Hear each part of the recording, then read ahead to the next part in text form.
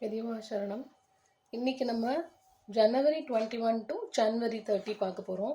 Because நேற்றுக்கு நம்ம ஜனவரி 10 to ஜனவரி 20 பார்த்தோம். இன்னைக்கு வீடியோவில் நம்ம ஜனவரி 21 டு ஜனவரி 30. ஜனவரி 21 தெய்வம் விதித்த கடமை.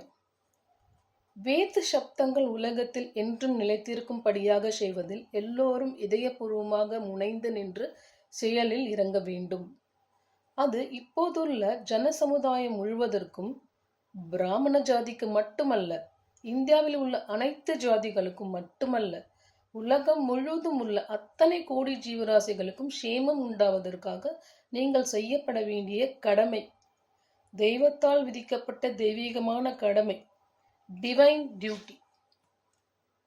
இப்போது இருப்பவர்களுக்கு செய்ய வேண்டிய கடமை என்பது மட்டுமின்றி, வருங்காலத்தில் வருபவர்களுக்கும் நாம் மகா துரோகத்தை செய்து பாவத்தை சேர்த்து கொள்ளாமல் இருக்கவும் இந்த பணியை அவசியம் செய்தாக வேண்டும்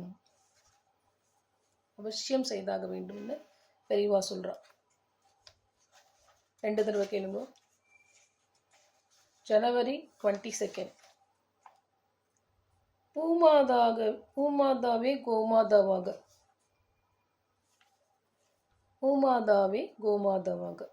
ஜனவரி 22 பூமாதாவே கோமாதாவாக உருக்கொண்டதும் உண்டு. ஜனவரி 22 பெரியவா சரணம். பூமாதாவே கோமாதாவாக உருக்கொண்டதும் உண்டு. துவாரகாபுரம் முடிவடையும் நிலைக்கு வந்து கலியுகம் ஆரம்பிப்பதற்கு முந்தைய சமயம் உலகில் தீய அசுரர்களின் வடிவில் அசுர சக்திகள் மேலோங்கிய அந்த காலத்தில் பூமாதேவியால் அந்த பாவ சுமையை தாங்க முடியவில்லை. அப்போது பூமாதேவியும் அவளுடைய சார்பில் பிரம்மாவும் மகாவிஷ்ணுவிடம் முறையிட்டு பிரார்த்தித்து கொண்டதால் தான் பகவான் கிருஷ்ணனாக அவதரித்தார். அந்த சமயத்தில் தன்னுடைய முறையீடு பகவானுடைய மனதை தொட்டு அவர் கீழிறங்கி வந்து தன்னை ரட்சிக்க வேண்டும் எனில் தான் அவருடைய பத்தினியான பூமாதேவி உருவத்தில் இல்லாமல் அதைவிட அதிக பிரியத்துக்கும் பரிவுக்கும் உரிய தாயான கோமாதா உருவத்தில் இருந்தால்தான் முடியும் என்பதால் பூமாதாவே கோமாதாவாக உருவம் எடுத்துக்கொண்டு போனாள் என்றும் புராண கதை இருக்கிறது. அதற்கேற்றவாறு பகவானும் கோபாலனாக பிறந்து அந்த அவதாரத்தில் கோக்களோடு பிரியமாக உறவாடினார்.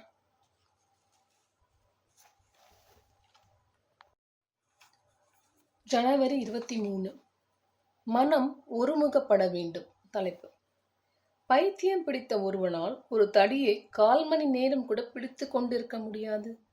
ஆனால் நம்மால் அந்த தடியை பிடித்து கொண்டிருக்க முடிகிறது. ஸ்தூல வஸ்துவை நம்மால் பிடிக்க முடிகிறது. ஆனால் ஒரு பொருளை மட்டும் குறிப்பிட்ட நேரம் வரை நினைத்து கொண்டிரு என்றால் நம்மால் செய்ய முடியவில்லை. மறுகணமே சித்தம் ஓட்டமாக ஓடுகிறது. சித்தம் என்றால் மனம். மறுகணமே சித்தம் ஓட்டமாக ஓடுகிறது. சினிமா படங்கள் ஓடுவது போல் ஆயிரக்கணக்கான எண்ணங்களை நினைக்கிறது. எனவே நாம் எவ்வாறு பைத்தியங்களை பற்றி நினைக்கிறோமோ அதுபோலவே மகான்களுக்கும் நாமும் பைத்தியமாக தான் தென்படுவோம். மனம் கட்டுப்படும் வரை எல்லாரும் பல வகைப்பட்ட பைத்தியங்களே. அழுத்தமான கண்ணாடியை போல்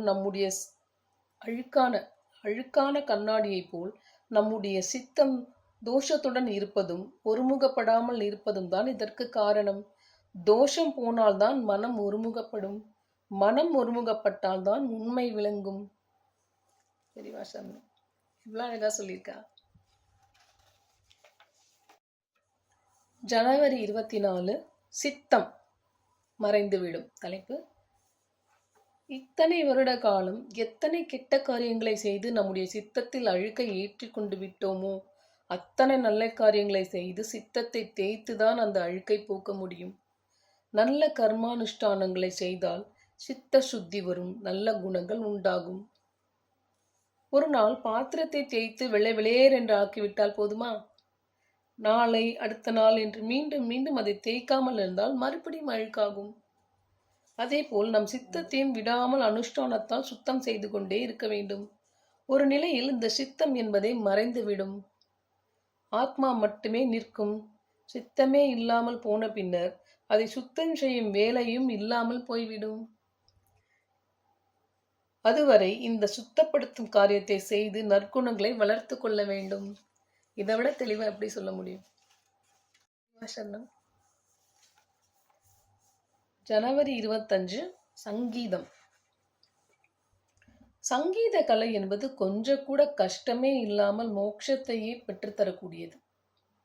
வீணை வாத்தியம் ஒன்றை வைத்துக்கொண்டு ஸ்வரசுத்தமாக வாசித்து ஆனந்தமயமாக இருக்க கற்றுக்கொண்டு விட்டால் யோகம் பண்ண வேண்டாம், தவம் பண்ண வேண்டாம், எளிதாக மோட்சத்தையே அடைந்து விடலாம். அதோடு யோகி யோகம் செய்தாலோ தபஸ்வி தவம் செய்தாலோ அவர்களுக்கு மட்டும்தான் ஆத்மானந்தம் உண்டாகிறது. சங்கீதம் ஒன்றில்தான் அதை இசைப்பவர் மட்டுமின்றி கேட்பவர் எல்லாருக்குமே அதே அளவு ஆனந்தம் உண்டாகிறது.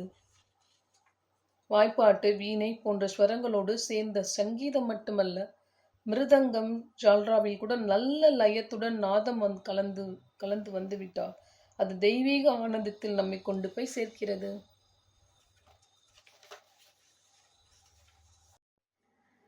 ஜனவரி 26 5 உபச்சாரம்.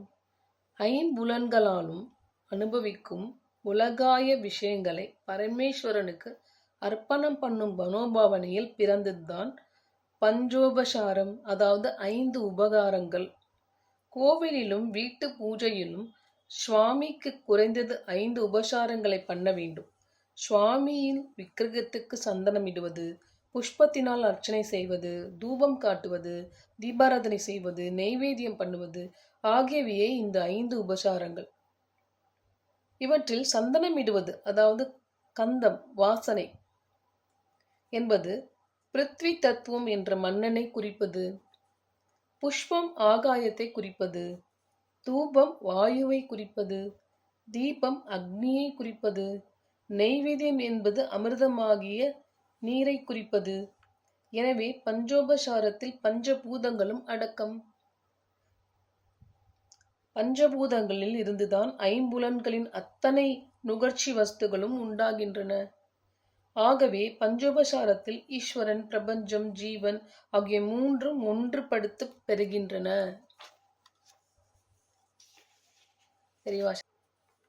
ஜனவரி 27 ஆனந்தத்தை உள்ளே தேடு. தலைப்பு: பதவி, பணம், கௌரவம், பப்ளிசிட்டி என வெளியிலிருந்து நமக்கு ஆனந்தம் கிடைப்பதாக நினைத்து ஓயாமல் முயற்சி செய்து கொண்டே இருப்பது சமுத்திரம் ஒரு சொட்டு நீருக்காக தவிப்பது போலத்தான். வெளிப்பொருள் எதுவோ கிடைக்காததால் நமக்கு குறை வந்து விட்டுவதாக துக்கப்படுவது தவறு. இது இந்த காலத்துக்காரங்களுக்கு எக்ஸாக்ட்லி பொருந்தும். இன்னொரு தடவை படிக்கிறேன். ஆனந்தத்தை உள்ளே தேடு. பதவி, பணம், கௌரவம், பப்ளிசிட்டி என வெளியிலிருந்து நமக்கு ஆனந்தம் கிடைப்பதாக நினைத்து ஓயாமல் முயற்சி செய்து கொண்டே இருப்பது சமுத்திரத்தில் ஒரு சொட்டு நீருக்காக தவிப்பது போலத்தான். வெளிப்பொருள் எதுவோ கிடைக்காததால் நமக்கு குறை வந்து விட்டுவதாக துக்கப்படுவது தவறு. நமக்கு குறையே இல்லை. நமக்குள் நாமே பூர்ண வஸ்து. நமக்கு அந்நியமாக வெளி என்று எதுவுமே இல்லை. வெளியில் இருக்கும் அத்தனை ஆனந்தமும் நமக்குள்ளேயே அடக்கம். வெளி மாதிரி இருப்பதில் இருந்து தானாக எது வந்தாலும் வாட்டும். சமுத்திரம் நதிகளை அடக்கிக் கொள்வது போல் அவற்றையும் சேர்த்து கொள்வோம். எதுவும் வரவில்லையா? அதனால் நமக்கு என்ன குறை? நமக்கு உள்ளேயே இருக்கும் பரமாத்மா வஸ்துவின் சிறு திவலைத்தானே வெளியில் இருப்பது அனைத்தும் என்று தெளிவோடு எப்போதும் இருக்க முயல வேண்டும். கரெக்ட். தெளிவாக. ஜனவரி 28 நல்ல முறையில் சேவை செய்வது. பிறருக்கு உபகாரம் செய்வதற்காகவே நமக்கு இந்த சரீரம் ஏற்பட்டிருக்கிறது என்பது ஆன்றோர் மொழி. பரமோகரார். ஜனவரி 29 தலைப்பு: ஞானம், சாந்தம். பிரபஞ்சத்தில் இத்தனை காரியங்களை செய்தும் கவனித்து பலனளித்தும் வந்தாலும் சுவாமி இவற்றால் மனம் சலிக்காமல் சாந்தமாக இருக்கிறார். ஈஸ்வரனை ஸ்தானு என்பார்கள். அதற்கு கட்டை மரம், பட்டக்கட்டை என்ற பொருள். உயிரோட்டம் உள்ள மரம்தான், ஆனாலும் உணர்வு இல்லாதது போல் இருக்கிறது.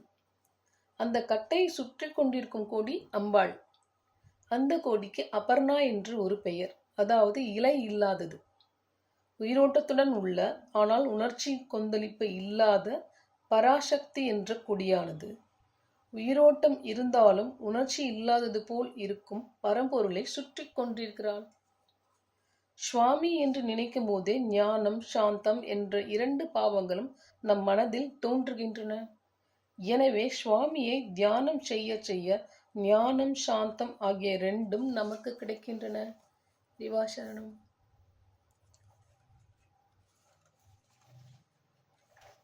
ஜனவரி 30.